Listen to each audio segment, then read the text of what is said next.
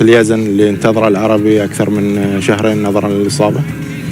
وأعتقد أن في أفضل حالاته المعنوية والفنية. شفناه احنا مع المنتخب، لاعب هداف ولاعب يعني المنتخب الأردني يعني يستعين في بلاعب مثل اللاعب يزن، يعني لاعب من اللاعبين اللي لهم بصمة في منتخب الأردن. اليوم يعني على ما اعتقد ماكس راح هو بادي في التشكيله، بس هل راح يعني يقدم المباراه كامله؟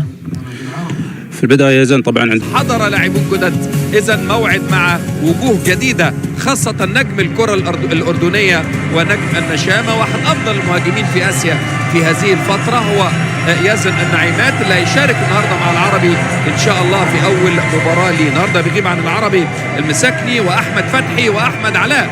احمد فتحي نجم خط الوسط، واحمد علاء المهاجم ب6 اهداف. حراسة المرمى للشمال بابا كسيك.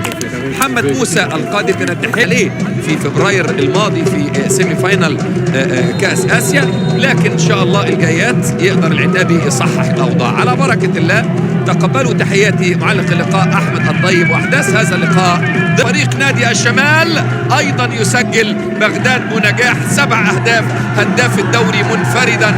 العربي أمام مهمة صعبة، هي تعويض وادي العرضية، والله كان ممكن، لكن بداية صعبة الحقيقة للنادي العربي. في شيء إلا إن هم ظروفهم معنويا كويسة بعد خسارة المنتخب طبعا أمام إيران. يعني على طول ضغط، فرصة تاني يا عين يا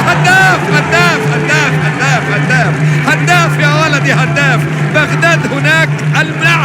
نعم يزن النعيمات هنا سجل مع النادي الأهلي وسجل مع النشامة ويسجل مع النادي العربي. هو ماكينة أهداف لا تهدأ، ماكينة أهداف قادمة هناك من الأردن، هناك من عمان، هناك من عند النشامة، حيث المتعة والإثارة والندية التي قدمها النشامة كوصيف لكأس آسيا مع البطولة الأخيرة. أدي التداخل الجميل في اللحظة الأخيرة وبسن الحذاء، ويا سلام بسن الحذاء من داخل منطقة الجزاء، بالنسبة له عدالة السماء. يا لعيب عاملة زي كورة، ده وش رجله الخارجي، يا عيني إنك لمتمكن، إنك يا يزن لمتمكن. يزن وزنه ذهب.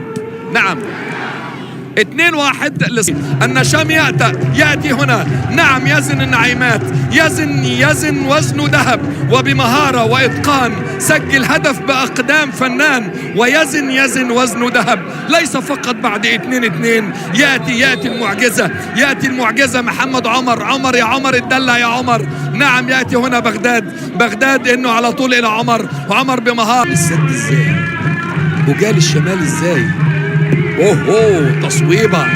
تصويبة اللقطة الأخيرة، لكن حارس المرمى سيك موجود. مفاجأة كان خروج بغداد بنجاح من نادي السد، ومفاجأة انضمام